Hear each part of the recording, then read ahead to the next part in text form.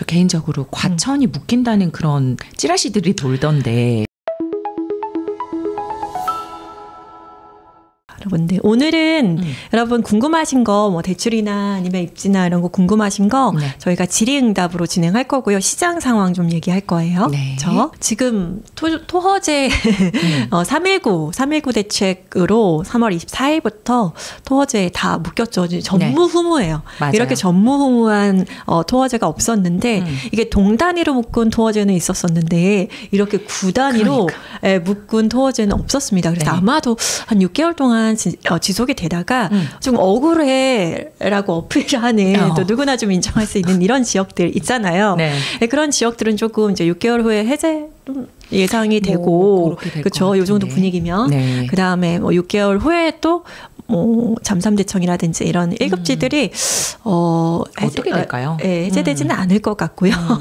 네, 아마도 조금 지속되지 않을까 싶습니다. 이게 또 해제하면 또 해제했다 또 뭐라 해. 맞아요. 그래서 일단은 좀 억울한 지역들 이런 지역들 좀 해제는 6개월 후에 아마 좀 거론이 될 수 있을 것 같고 쉽게 토허제가 또 해지되지는 못할 것 같은 네. 그런 느낌입니다. 네, 뭐 사실은 이제 현장에서는 토허제보다는 대출 규제 때문에 사람들이 움직이지 못하는 게 더 크지 않을까 이런 얘기들이 많아요. 그러니까 아니나 다를까 토허제 전에는 그저 이제 매수 문의도 많았고 대출 문의와 실행 문의가 굉장히 많았거든요.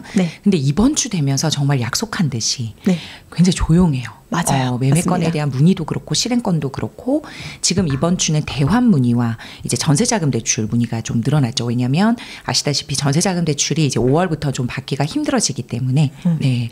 그래서 이제 이번 주에는 그러한 분위기가 대출 쪽에 있으면 확실히 이 부동산 시장이 어떻게 돌아가는지를 가장 빨리 알아. 부럽습니다. 참 신기해요. 네. 질문이 많이 올라왔어요. 이제 해드려야 될 것 같습니다. 한 번씩 한번 해볼까요? 네. 자, 행복한 똑소녀님께서 1주택 갭 투자 후 전세자금 대출로 전세 살 수 있는지요? 라고 문의하셨어요. 자, 우리가 1주택자는 최대 3억까지도 대출이 나오는데 문제는 그 1주택이 20년 7월 10일 이후에 구매한 곳이 규제 지역이면 안 됩니다.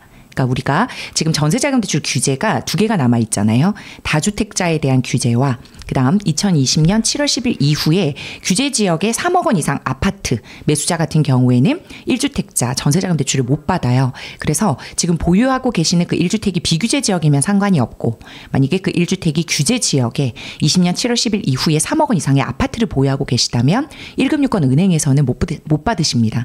근데 만약에 내가 뭐 다주택자고 그리고 그렇게 규제 지역에 3억 원 이상의 아파트를 소유하고 있다 하더라도 2급 유권 일부 지점에서는 다주택자 전세자금 대출이 되기 때문에 그것으로 노려보셔도 좋을 것 같습니다. 원한다면 받으실 수 있군요. 네, 그럼요. 지금도 맞아요. 되는 은행을 찾으면 되는 거고 지금 사실은 제가 개인적으로 생각할 때는 토화제보다 지금 대출 규제 때문에 그다음 이제 움직여야 하는 급지들이 약간 멈춰 있는 것 같은 그런 느낌이 드는데 여러분들 되는 은행은 꼭 한 군데씩은 꼭 있거든요.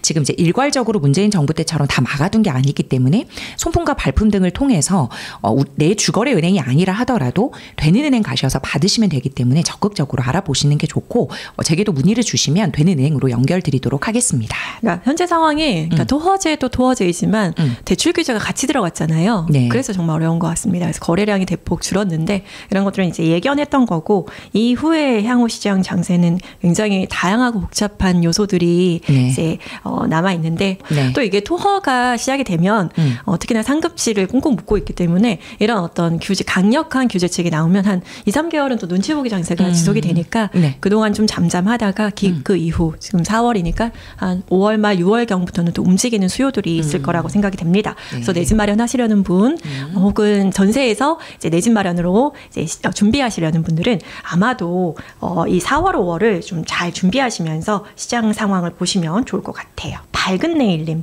가양역 인근에 200여 세대의 신축 아파트를 보유하고 있습니다. 세대수가 적어서 고민입니다. 미래가치 어떻게 보시나요?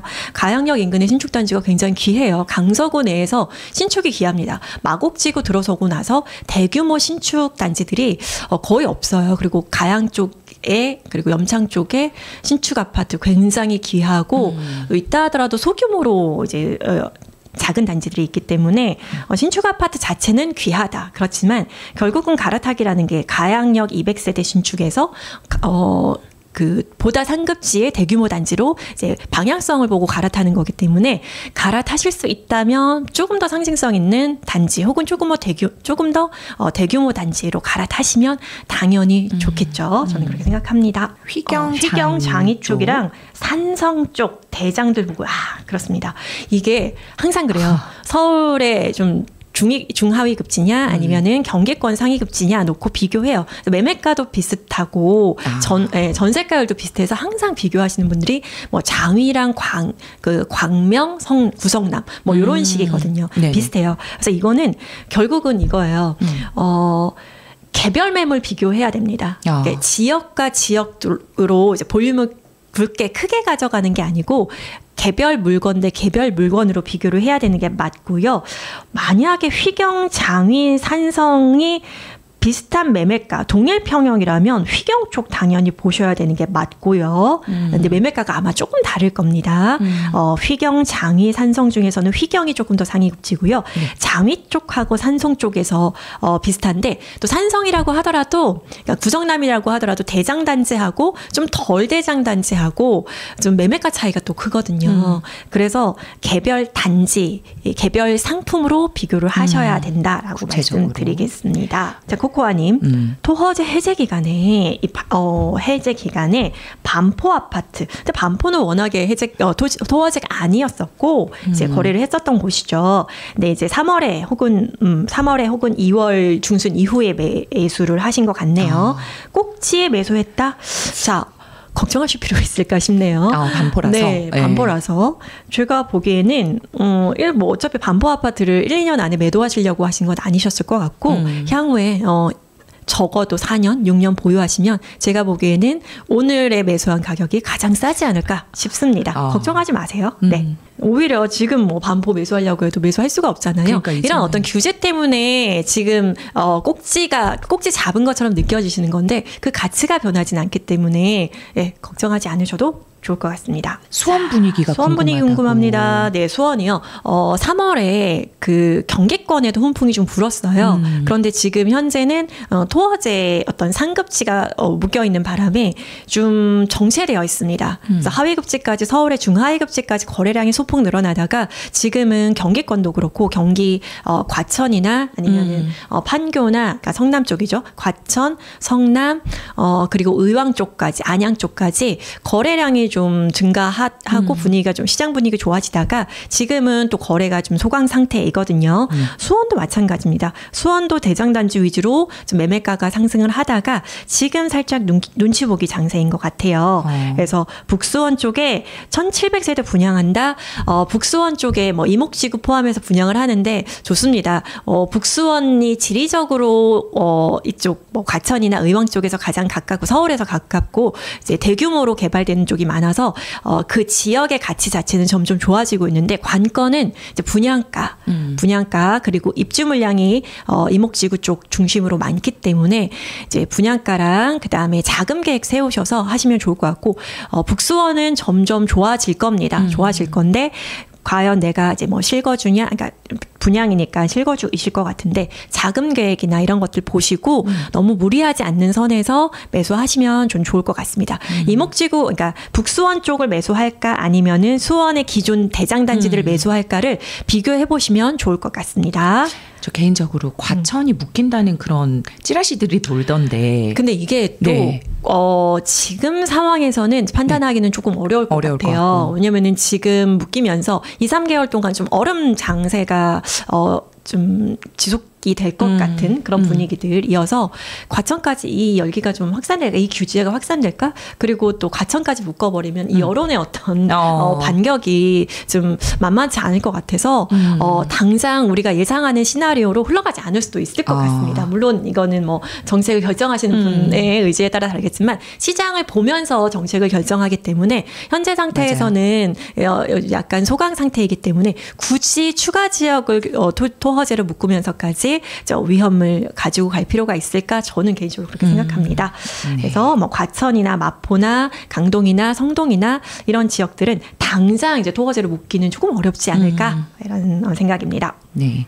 송파 방이나 가락 재건축 분위기도 여쭤보시네요. 송파 가락 제가 어저께 임장 다녀왔어요. 송파동 다녀왔는데 네. 한양 뭐 1, 2차 중부에 송파 중부가 재건축이 한창 진행이 되고 있습니다. 그래서 사업 시행인가 다 받은 단지만 5개 단지가 넘어가고 조합 설립, 관리 처분인가 받은 단지들도 있어서 송파 중부 지역의 재건축이 굉장히 활발하게 진행이 되고 있어요. 근데 송파가 잠실이 토허제였는데 현재 투기과열지구 플러스 토허제로 묶여버렸죠. 그래서 이 두 가지 규제가 겹쳤는데 기존에는 거래가 그러니까 투기과열지구이기는 했어요. 그런데 토허제가 되면서 실거주가 재건축인데 실거주해야 되고 그다음에 투기과열지구 내에서 조합 설립 인가 이후에는 조합원의 지위 양도가 제한이 되어 있어서 송파구 지금 재건축 아파트 거래가 상당히 거래량이 거의 적을 수밖에 없는 그런 상황입니다.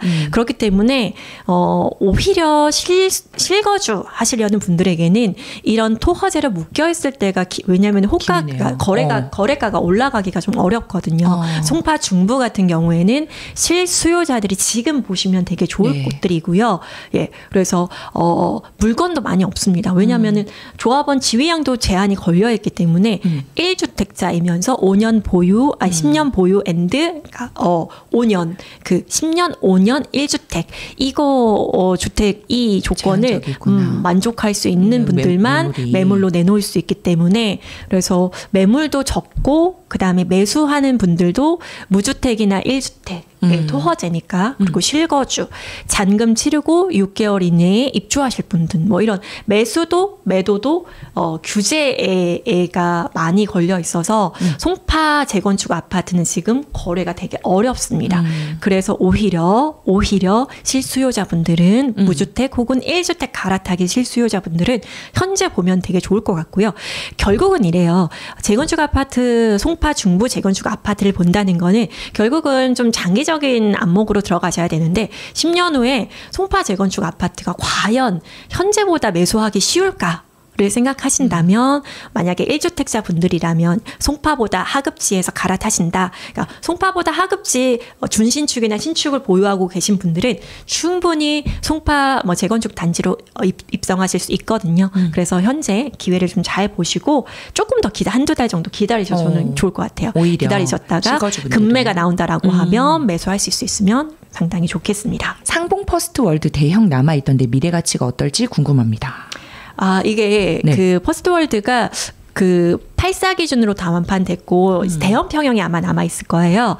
그러니까 중랑구 내에서는 탑입니다. 중랑구 내에서는 당연히 탑이 될 위치이고 위치와 교통과 좋은 장점들이 있어요. 장점들이 있는데 이제 부족한 부분도 당연히 있죠. 그러니까 모든 것을 만족할 만한 입지는 아니니까 현재 좀 남아 있는 거겠죠.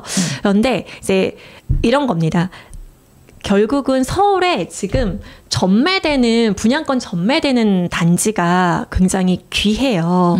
그리고 이게 지금 들어가는 분들은 뭐 실수요자분들도 있겠지만 뭐 1년 후에 한번 보자 뭐 이런 분들도 있거든요. 그래서 이 분양가가 낮지는 않습니다. 분양가 낮지는 않은데 결국 여기가 2027년인가 8년에 입주해요. 그러니까 입주 기간이 아직 많이 남아 있습니다.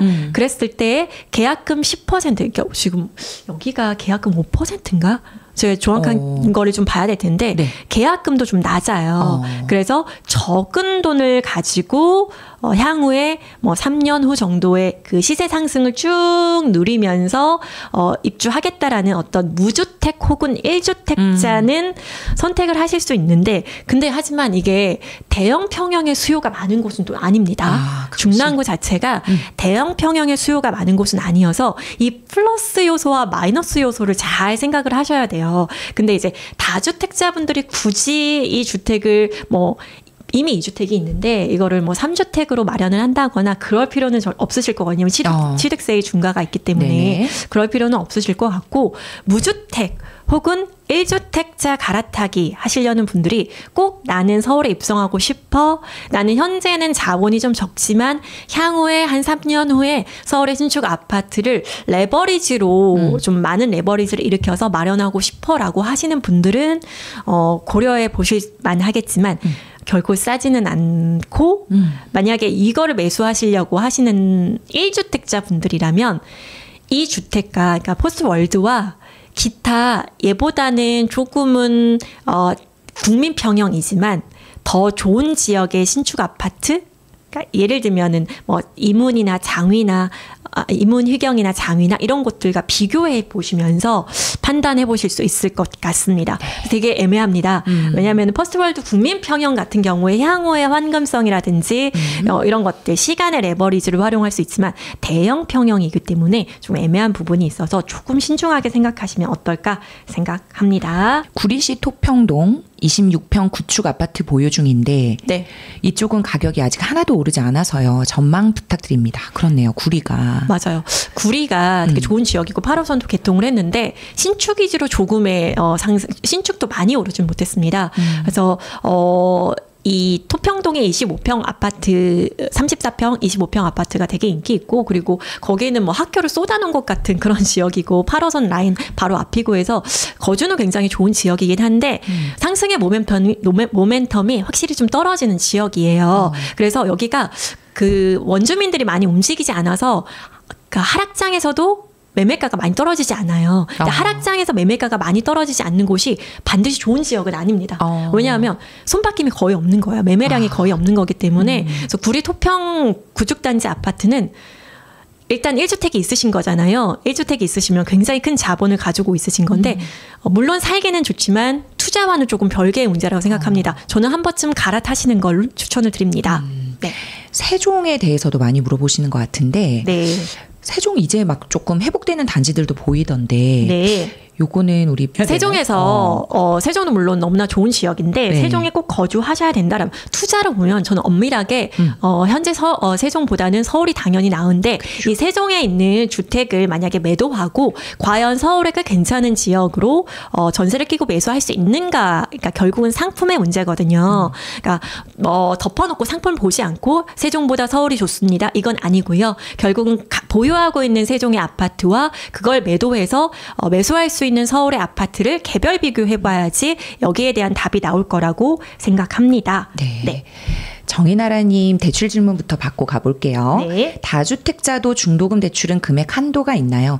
이게 중도금 대출이 분양가 제한이 없어졌어요. 그래서 중도금 대출 자체를 받을 때는 우리가 DSR을 보지 않는데 이제 이게 개별단지 접근을 좀 하셔야 되는 게 이제는 중도금 대출이나 이주비 대출 같은 것도 조합에서 일부 뭐 DSR을 보겠다 이렇게 할 수도 있거든요. 이제는 자율적인 걸로 돌아갔기 때문에 그래서 조합 이제 시행사 협약은행에서 중도금 대출 자체를 받을 때는 DSR 보지 않겠다. 라고 하면 여전히 LTV만 보고 가기 때문에 분양가 제한이 없으면 이제 다 나오게 됩니다. 그래서 비규제 지역은 60% 다 나온다 보시면 되고 규제 지역은 한 번 자기 잔압을 이제 하셔야 되는 건데 문제는 이 중도금 대출이 건수 제한이 있어요.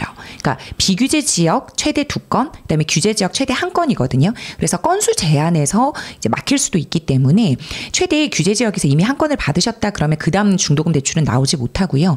내가 규제 지역 하나 썼는데 비규제 지역 하나 남았다라고 하면 다주택자도 중도금 대출까지는 실행이 되실 텐데 문제는 잔금 대출이겠죠. 잔금 대출 때는 DSR을 보니까 그래서 중도금 대출까지는 웬만하면 시행사 협약은행에서 제약을 걸지 않는 이상 분양가 제한도 없고 그리고 LTV만 보고 나오기 때문에 그러니까 신용은 반드시 지켜주셔야 돼요. 그래 신용 점수는 보는데 DSR을 보지 않는다. 그러나 잔금 대출 때는 DSR을 보기 때문에 잔금 조건을 잘 맞춰주셔야 된다. 이렇게 좀 정리를 하시면 좋을 것 같습니다. 인덕원자이 SK뷰. 네네. 다주택자시네요. 이게 이거 좀 세금 문제랑 같이 연결이 되어 있어서 네. 결국은 이 세금도 같이 좀 보셔야 될 것 같아요. 근데 만약에 다주택자라는 걸 배제하고 본다라고 하면은 보유하고 계시면은 마피 무피는 이제 벗어날 거예요. 입주하고 결국은 입주하고 2년 돌아야지 이런 그 입주 물량이 많은 지역들 같은 경우에는 그 마피에서 벗어나거든요. 근데 지금 이거를 끌고 가실 수 있는 자금 여력이 되시는지에 요게 가장 중요할 것 같아요. 그래서 이거는 입주장이 끝나야 이런 어떤 무피 시장에서 벗어날 수 있다. 이렇게 예상이 되고요. 다주택자시라고 하시면 취득이나 그다음에 대출 문제가 좀 어려운 부분이 있어서 이거를 가져가실 수 있는지 없는지의 문제인 것 같습니다. 보유할 수 있으면 좋은데 이건 세금 문제랑 대출 문제가 오히려 더 명확해져야지 된다라고 생각해요. 꽃향기님. 고덕 그라시움 2단지랑 옥수 파크힐스 2단지는 1단지와 달리 선호도가 떨어져 아쉬움이 있는데 가격 면에서 매력이 있어서 이런 곳도 투자 매력이 괜찮을까요? 아니면 비슷한 가격대 다른 단지를 보는 것이 좋을까요? 가급적 이런 대표 단지들은 알라를 매수하시는 게 좋아요. 그런데 이게 상승장 분위기와 하락장 분위기가 다릅니다. 상승장에서는 1단지 매물들 이런 좋은 알랄 매물들이 좀 나오기가 어렵고요. 하락장에서는 알랄 매물을 매수하실 수가 있는데 그래서 이게 그 하락장에서 매도하기가 조금 어려워요. 그러니까 이게 상승장에서 내가 쫓아가는데 좋은 단지가 그러니까 좋은 매물이 없을 때는 이 단지 매수하실 수 있습니다. 네, 매수할 수 있는데 결국은 하락장에서 매도하려고 할 때 조금 어려운 부분이 있다. 그러나 상승장에서는 알랄 올라가면 이런 이 단지들도 같이 올라가기는 합니다. 그러니까 아무래도 환금성에 있어서 조금 불리한 부분은 사실입니다. 그런데 같은 단지이기 때문에 매매가가 붙어서 어느 정도 이제 간격을 가지고 같이 올라가긴 해요. 네. 근데 알랄이 다 팔린 다음에 팔리는 경향이 있지요. 네. 네. 신흥역 신축 한 채, 수지 파크자이 한 채 가지고 있는데 네, 동남부 라인 쪽으로 가지고 계시는군요. 이것도 이제 선택의 문제죠. 그렇죠? 이제 이거 두 개의 매도를 하면요. 서울에 꽤 괜찮은 상위급지 매수하실 수 있으시고 또 매수하실 때 전세 끼고 매수하신다라고 하면 서울에 거의 1급지까지 가실 수가 있습니다. 신흥역 신축 수지 파크자이 한 채라고 하면은 대출이 얼마나 있으신지 모르겠지만 10억을 훌쩍 넘는 자본이시거든요. 이거를 서울에 만약에 뭐 실거주 하신다라고 하면 모르겠지만 뭐 전세 끼고 매수하신다라고 하면 꽤 높은 상위급지까지 갈아타실 수 있어요. 그래서 이런 고민이 있으실 땐 어떻게 하셔야 되냐면 이 두 채를 세금 고려해서 매도했을 때 손해 지는 돈이 얼마인가 그리고 그 총 자본을 가지고 서울에 어떤 아파트를 매수할 수 있는지 리스트 1, 2, 3, 4, 5가 나와야 됩니다. 이렇게 해서 이 두 채를 팔고 갈아탈 만한 가치가 있는 곳인가를 비교해 보시면 되겠습니다. 네, 파라하닐님. 광역시 비규제 지역의 무주택자입니다. 분양권. 선생님 숨 돌리세요. 지금 이제 제가 여러분 대출 질문으로 가겠습니다. 네. 분양권 매수 생각하는데 이거 거의 컨설팅인데 그죠? 이거 다른 데서 여러분 몇백만 원 받고 진행하는 건데 역시 스마트 튜브 오늘 소장님 생신이십니다. 선물 소장님 보따리. 생신 기념. 네, 입주 26년이면 올해도 아니고 내년이잖아요. 그렇죠? 그리고 분양가 6억 4천, 연봉 7천이면 대출이 최대 얼마나 되겠습니까? 지방은 대출 규제가 어떻게 될까요? 여기에 정말 많은 질문이 있는 거 아시죠? 자, 여러분 우리가 스트레스 DSR 2단계에 지금 우리가 살고 있고 스트레스 DSR 3단계가 7월부터 시행이 됩니다. 그러면 지방에서도 스트레스 가산금리가 1.5%는 최하로 붙을 거예요. 그러면 지금보다는 몇 천만 원 더 낮아진 상황에서 그 잔금도 실행이 될 텐데 문제는 지금 입주장이잖아요. 그리고 지방 같은 경우에는 2금융권 같은 경우에 DSR을 50에 국한되는 것이 아니라 100, 150, 200까지 열어주는 제2금융권이 들어갈 수도 있어요.